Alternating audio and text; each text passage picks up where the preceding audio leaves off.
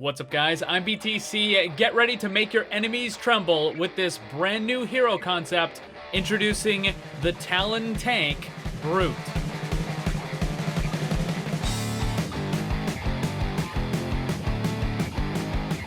This character has some incredibly unique abilities and was one of the most fun to create. Let's get this question out of the way because I know people are going to ask it. Will Brute help Goat's comp? The answer is no. I think Brute works better as a counter to Goat's comp than as part of it. However, I don't want to get into the habit of never adding something that could possibly help Goat's comp or dive comp or whatever. That just makes it far too restrictive when trying to come up with new characters. The ideal situation is that some hero concepts will counter and balance out the others. So just keep that in mind, not every hero concept will be anti-Goats. Also, some of you guys ask what the ultimate voice line is. It's right there at the top of the screen. Also, the health is on the bottom left. That's where it's going to be for all of the hero concepts. Once more, I want to give a quick shout out to the artist who helps me make these, X-SEIDE-T. He does great stuff, and there's a link for him down in the description where you can go and check out more of his content. And lastly, if you enjoyed the video, make sure you hit that like button and share the video. Let's get started. I thought of the core concepts for Brute over a year ago when I was trying to think of some improvements to Roadhog. So for the hero creation method, it's design a hero with specific abilities that fit a need within the game, and that need is to have a tank with consistent damage mitigation that doesn't use a barrier. So that is going to be the first goal for Brute. And what I'm talking about here is Reinhardt or Orisa. They provide consistent damage mitigation to their team, where the uptime of their defensive ability is much higher than its downtime. Whereas you look at someone like Zarya, who only has 2 seconds on that bubble, and D.Va only has 2 seconds on the defense matrix. So while they do have some defensive abilities, there's a lot more downtime than there is uptime. And that's what I want to have. All of that uptime, but without using a barrier. So the second thing is that the character must be a member of Talon, because Talon doesn't have a tank yet, and I thought that would be nice to have. And then 3, create abilities that encourage the player to take damage. This is going to play into a bunch of his abilities, the way that he tanks, and his passive. Now let's learn a little bit more about Brute. Those that know Brandon Oot might describe him as hot-headed, aggressive, grumpy, or in a perpetual bad mood. But the most honest among them would simply say that the mercenary who would be known later on as Brute was just downright mean. He is quick to anger, quicker to fight, and with a massive size that made him a bully even among other bullies. Growing up in one of the poorest sections of England, Brandon learned very quickly that in order to survive, you had to protect what was yours, and sometimes take what wasn't. The country had recovered some since the first Omnic Crisis, but the King's Row Uprising dragged everyone back down. Now into his early 20s, he caught the eye of a recruiter for England's military. Promises of traveling the world, seeing exciting new things, and most importantly, a steady paycheck piqued Brandon's interest. The truth was less exciting. A few close calls and barely making it through the initial training due to several disciplinary problems, Brandon was stationed at an uninteresting base where the daily guard duty was painfully boring. A little over a year into his enlistment, Brandon would be dishonorably discharged for attacking a superior. After spending 6 months in a military prison, he was released and once more looking for work. He had a lot to think about while locked up and realized the mistake he had made. It wasn't punching that officer, it was joining garrison military. He wanted to go places and he wanted to fight. The Petrus Act had made some organizations like Overwatch banned, but private security groups skirted the line between what was allowed and what wasn't. He found a recruiter for Helix Security International and signed up. This time, he got what he wanted. Mostly. There were lots of fights and he was involved in many of them. Brandon found himself right at home in combat. Not just a strong fighter, but also a very capable leader, and was soon given command of his own squad. There was a problem though. While he got results, it often came with excessive property and collateral damages. His fellow soldiers gave him the nickname Brute, for his tendency to charge in and destroy things. Helix officers were concerned that perhaps there was too much force used in situations that didn't require it. The final straw came when one mission resulted in the destruction of an entire city block. Helix was forced to sever ties with him. On his own again, Brute began taking whatever mercenary jobs he could get. there was still plenty of fighting going on in the world. The Omnic Crisis had left voids of power all over, and Brute was quite good at helping one group to control disputed territory or another group to overthrow their rivals. It didn't matter as long as he got paid, but even the best fighters can have a bad day. Brute had been wounded numerous times in all the conflict he had been in, but then came a day where he received a massively severe injury. No longer able to fight and recovering in a hospital, he was approached by a tall man in a fine suit. He introduced himself as a Conde, and made an offer to Brute to join his organization. He told Brute that his organization had scientists and equipment available well beyond standard cybernetics. Not only would Brute be able to fight again, but that he would be stronger than he had ever been before. For the third and final time, Brandon Oot said, "Sign me up."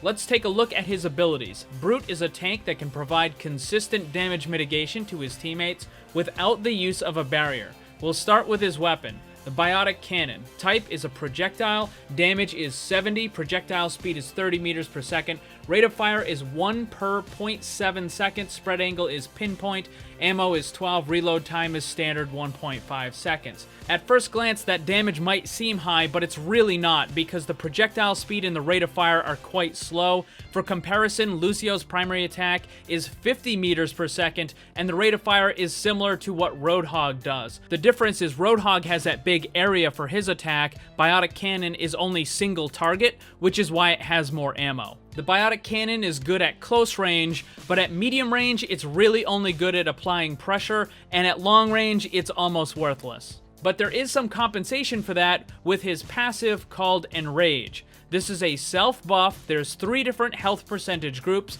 The first one is from 401 up to 600 and beyond. The second is from 201 to 400, and the third is from 1 hit point up to 200. There are 3 different rates of fire, 3 different reload times, and there's also a bonus move speed as you take more damage. This is quite simple. The more damaged Brute is, the stronger and faster he gets. I decided to go with the speed route rather than just buffing the raw damage because it felt like it added a little bit more of a skill element to it.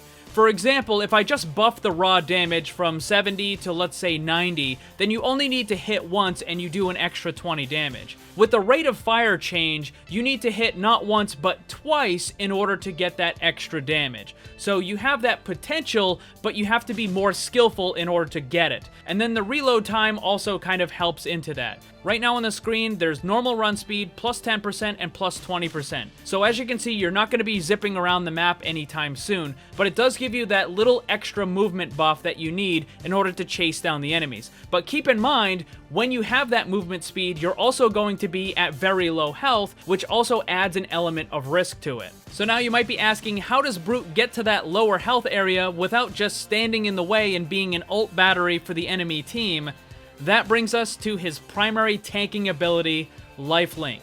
Type is a tether, range is 15 meters, absorb is 30%, effect, Brute gains 20% resist. Before I fully explain this ability, I just want to point out that the absorb 30%, resist 20% are my best guess. This is a completely unique ability, nothing like it in the game, so I'm not really sure what to compare it to, and I think it would require a great deal of testing in order to find out where those numbers should be. However, I want to say that I absolutely do think that this ability would work in the game. It would just require a lot of playtesting to find the correct numbers. So having said that, let me explain the ability. The way you use this ability is a tether to your teammates, similar to what Mercy does in order to heal.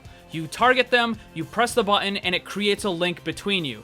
But whereas Mercy will heal them, instead, Brute will absorb a percentage of whatever damage your teammate takes. So if they take 100 damage, 30% of that goes to Brute instead, and your teammate only takes 70. So it's not a pure resist on your teammate. Yes, they take reduced damage, but rather than just having that damage go away into nothingness, that damage instead gets applied to Brute. Now, because Brute is taking damage not only for himself, but also part of the damage from a teammate, I felt it was absolutely necessary to give him a bonus damage resist. But it's only applied when the lifelink is up. So if you're not using the lifelink, you don't get that extra resist. When it comes to applying the tether, Brute has a unique issue that Mercy doesn't have. Mercy's always going to be behind the teammates, so she can just target them and apply the tether and start healing. For Brute, he's going to be in front of his team, and if you had to turn around all the time in order to apply the tether, that would be a problem. So there's two different ways that Brute can apply the lifelink. The first is if you target a teammate and press the lifelink, it will attach it to them. The second is that if you're not targeting any specific teammate and you press the lifelink button, it will automatically connect to your closest teammate in line of sight. And just like with some of the healers, there'll be a little indicator on screen showing you exactly who your lifelink is connected to and how much health they have. Now, because he takes damage for himself and a teammate, I felt it was necessary for him to have at least a little bit of a self-heal. I didn't want to give him a full lifesteal on his attacks because, one, I think it would be way too strong, and two, it would be counterproductive with his passive. For the Enrage, you always want to keep Brute at about half health. You never want him to be at full health, and you never want him to be really low. You want him to actually be at a constant damaged middle, where he has those extra bonuses, but he's not in danger of just getting fully bursted down. And that's where Biotic Leech comes in. The type is a projectile, damage is 120, projectile speed is 40 meters per second, range is 20 meters, cooldown is 8 seconds, duration is 1 second, and the effect is 100% lifesteal of damage done by the Biotic Leech ability. The damage is a little bit more than a Fire Strike, but Biotic Leech is single target only, whereas Fire Strike can hit multiple enemies. Also, the cooldown is 2 seconds longer than a Fire Strike. But again, the trade-off is that you get a lifesteal effect from it. As far as the projectile speed, it's the same as the hook, because I figure it's about the same sort of thing, so it made sense to have it be the same speed. The range is only 20 meters, which I felt is a pretty good distance. And then the duration is 1 second, so the damage doesn't get done instantly. Instead, over the course of 1 second when you hit the enemy, it does the total 120 damage. So if the enemy reacts fast enough, they can use Wraith Form, Ice Block, or Zarya Bubble to cancel out the remainder of the damage. So it just adds a little bit of a counterplay element to it. His next ability is the Biotic Slash, and this is the thing that can really put a hurting on the GOAT's comp. Type is a melee cleave, damage is 65, range is 7 meters, cooldown is 10 seconds, duration is 4 seconds, and the effect is that the target takes 10 damage per 1 meter of movement. One of the things that GOAT's comp needs to do is stay really grouped up and use the Lucio speed boost to move around very quickly. So imagine that very tightly grouped up GOAT's comp comes speeding towards your team, and you hit the Biotic Slash on their Reinhardt, their Zarya, and their Brigitte. Their team is not going anywhere. If they try to continue pushing in using that Lucio speed boost, it would pretty much destroy their entire front line. Meanwhile, your team, which is probably going to have a couple mid to long range DPS, are going to put on the pressure and not have to worry about that GOAT's comp speeding in and just running over everyone.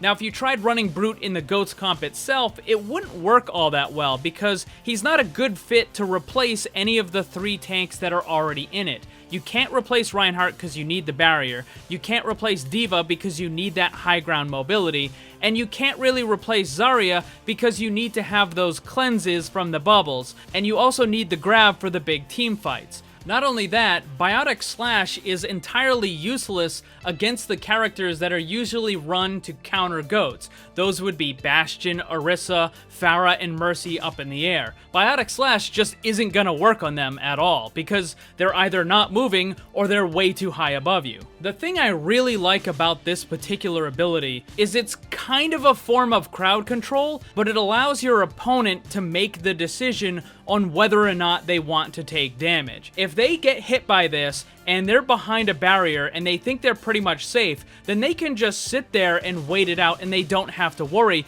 They don't take any of that extra damage at all. But if that barrier isn't present and they need to duck and hide behind cover, then they're going to have to risk taking a little bit of damage. Or maybe if they're trying to chase down somebody or if they're trying to run away, then they have to decide, is it worth it to try to run and take that extra damage, or should I just stay where I am and continue to fight? So I think it adds a really interesting level of kind of counterplay between you and whoever gets hit by the Biotic Slash. It also gives you a cool little combo with a teammate that has a knockback effect. So you hit Biotic Slash on someone, Lucio comes by, boops them, and they get knocked back and they take an extra 30-40 damage, whatever it happens to be.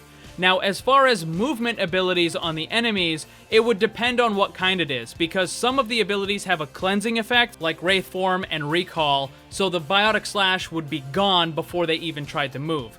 But other stuff, like a Genji Dash, you're gonna take a lot of damage when you use that. And I know there's gonna be questions about Symmetra's teleport, and the answer is no, it wouldn't do any damage, because the character isn't actually moving, their location is changing. And I think that's a functional distinction that needs to be made. It also provides an additional escape method and more counterplay, which I think is always good to have.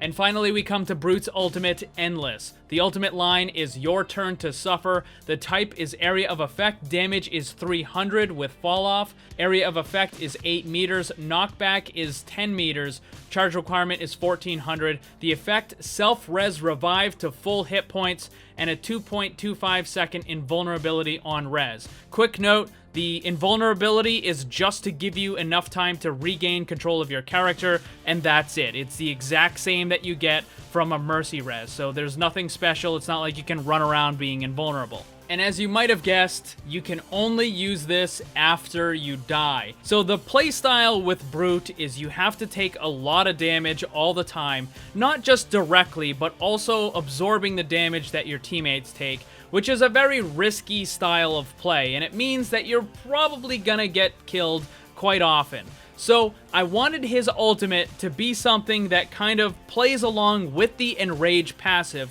where you can have that very risky playstyle, you run around with super low health and the increased speeds, and then when you finally do get taken out, you have something to bring yourself back into the fight. Now, the area effect damage is 300, which is a decent amount, but the thing is, everybody's gonna know where you died. So if they know you have ultimate, they're just going to avoid that spot. The damage and the knockback is more to just kind of clear out the area after you res. Now, there's also a really interesting and strategic way to use this ultimate. If a fight is going on and you know you're going to die, then you can put yourself in a very strategic spot, kind of on the point or blocking a choke point or something like that. And when you do finally get taken out and you activate your res, you force the enemy out of that area. So there's a couple of different uses for it. I think it's a really cool ability. Again, the enemy is gonna know where you were and they're gonna know to avoid that spot. So the damage and the knockback really isn't the biggest part of it.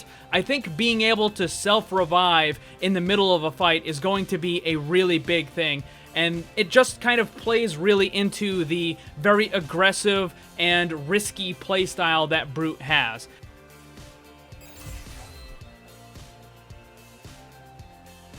This character was a lot of fun to design, and I think he definitely fits in as a Talon tank. The game definitely needs more tanks, but I don't think you can just give every single one of them a barrier and call it a day. I think the lifelink definitely works, and I do have some other ideas to have the main tank role without a barrier. So those will be coming up later, but as far as Brute, I think I answered a lot of the questions that you guys might have had during the video.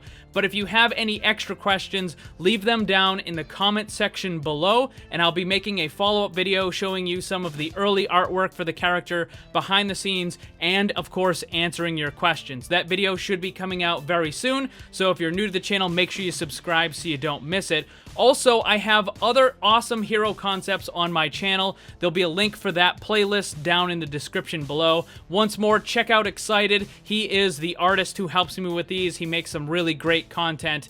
And lastly, hit that like button and share the video. Really appreciate it.